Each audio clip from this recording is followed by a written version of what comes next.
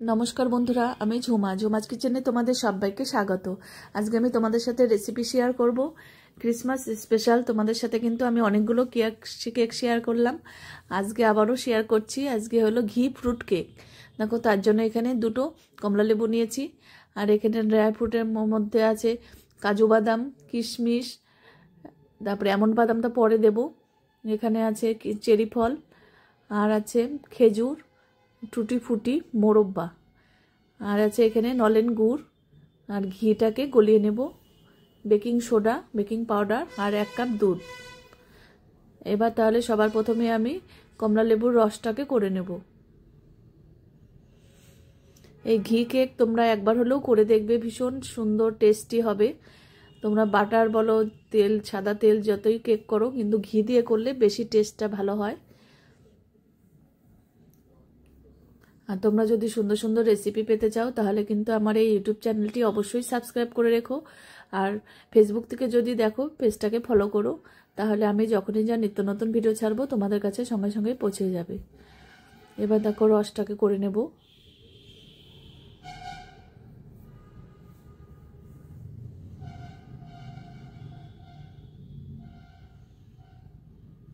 দেখো orange colour, কি দারুণ কালার।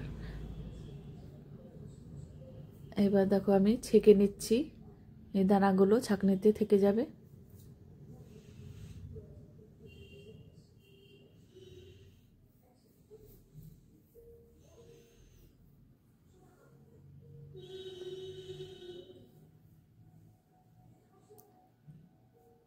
এবার ফ্রুটগুলো সব দিয়ে দেব, ড্রাই ফ্রুট। এবার খেজুর দিলাম, কিশমিশ, কাজু, সব কিছু একসাথে দিয়ে দেব।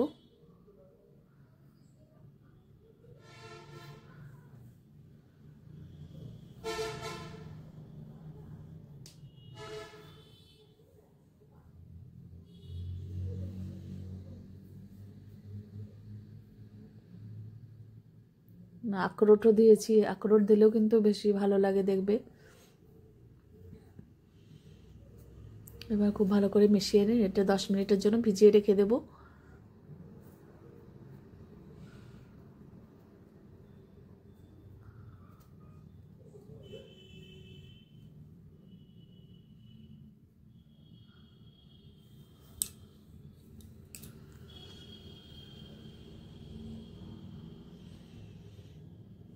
এবার একটা ছাঁকনির মধ্যে মেজারিং কাপের 1 কাপ আমি ময়দা নিয়ে নিলাম। ময়দাটাকে চেলে নিতে হবে, কিন্তু অনেক সময় পোকা নোংরা টোংরা থাকে। এবার কর্নফ্লাওয়ার দিলাম, এখানে 2-3 চামচের মতন কর্নফ্লাওয়ার আছে। এবার 1 চামচ বেকিং পাউডার আর 1 চামচ বেকিং সোডা দেব। এবার চেলে নেব ভালো করে। এবার শুকনো উপকরণগুলো ভালো করে আমি মিশিয়ে নিলাম। এবার অল্প অল্প দুধ দিয়ে ব্যাটারটাকে তৈরি করতে হবে, একবারে কিন্তু বেশি দুধ দেওয়া যাবে না।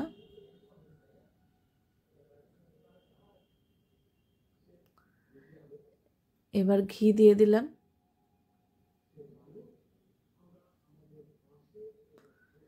এবার দিলাম গুড়।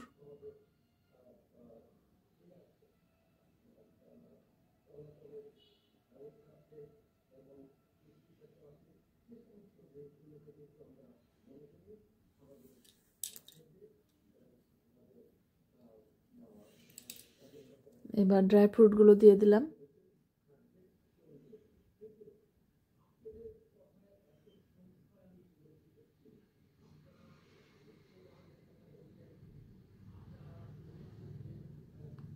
খুব ভালো করে মিশিয়ে নিতে হবে। কেকের ব্যাটার যত মিশাবে তত দেখবি কেকটা সফট, একদম স্পঞ্জি হবে।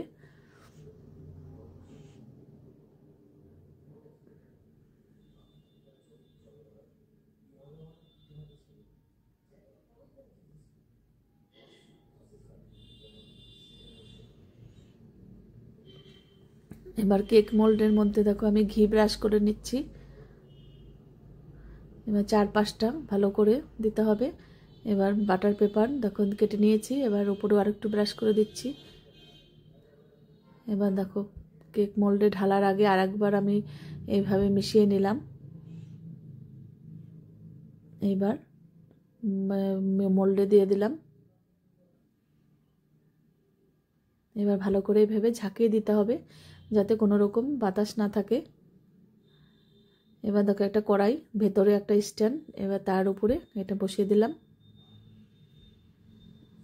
এবার ঢাকনা দিয়ে ঢেকে দিলাম। এবার এই ছিদ্রটাকে কিন্তু একটা লবঙ্গ কিংবা কাগজ দিয়ে বন্ধ করে দিতে হবে। দেখো কেকটা কিন্তু হাফ হয়ে গেছে, ফুলে উঠেছে।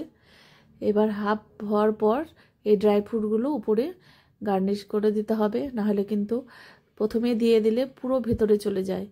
এবার দেখো আমি উপর দিয়ে দেব। এমন বাদাম দিলাম, তারপর দিলাম টুটি ফুটি, খেজুর,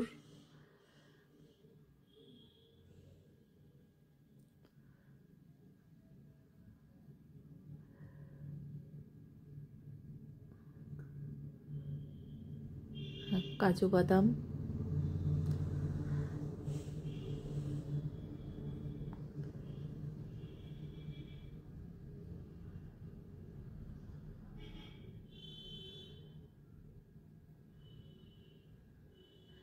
এবার দেখো আমি একটা গামলা দিয়ে ঢেকে দিয়েছিলাম, ওই ঢাকনার মধ্যে লেগে যাচ্ছিল, সেই জন্য গামলাও একটু উঁচু থাকে, গামলা দিয়ে ঢেকে দিয়েছিলাম। এবার 40 মিনিটের মতন আমি রেখে দিয়েছিলাম গ্যাস কমিয়ে দিয়ে। এবার দেখো একটা টুথপিক দিয়ে দেখে নিলাম, একটুও কিন্তু লেগে যায়নি। এবার নামিয়ে ঠান্ডা করে নিয়েছি। দেখো কত সুন্দর ঘি ফ্রুট কেক হয়ে গেল। এবার দেখো আমি ঢেলে নেব।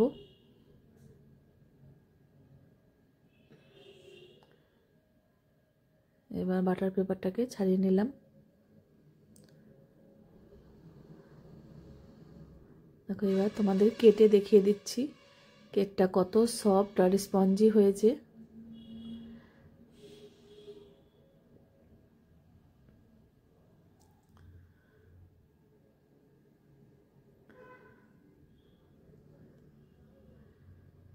দেখো কত সুন্দর নরম, একদম তুলতুলে হয়েছে।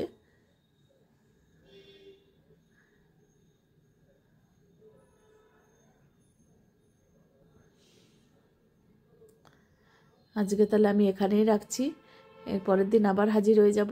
দেখো কতটা নরম হয়েছে। তোমরা সবাই সুস্থ থেকো, ভালো থেকো। টাটা বন্ধুরা।